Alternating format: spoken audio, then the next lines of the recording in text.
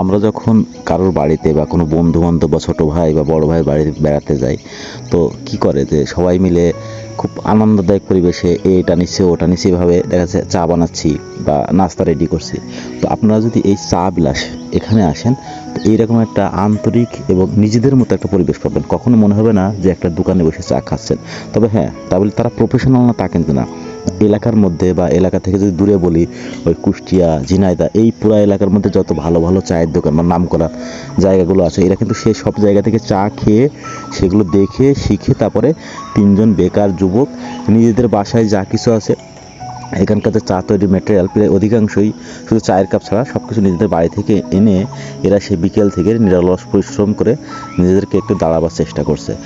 চায়ের কোয়ালিটি চমৎকার, পরিবেশটা অসাধারণ লেগেছে আমার কাছে। সবথেকে ভালো লেগেছে সবাই মিলে কাজ করার যে আন্তরিকতা। তো আপনারা আসতে পারেন, এসে খেয়ে দেখতে পারেন। আমার কাছে তো চমৎকার লেগেছে। আমি খেলাম স্পেশাল মালাই চা, সাথে আমার সহধর্মিণী ছিল। আর লিস্টটা এখানে দেওয়া থাকলেও দেখতে পারেন। লোকেশন ঝিনাইদহ জেলার শৈলকুপা থানার 2 নম্বর মির্জাপুর ইউনিয়ন পরিষদের পাশে গোলকনগর গ্রামে। এখানে আসলে আপনারা পাবেন।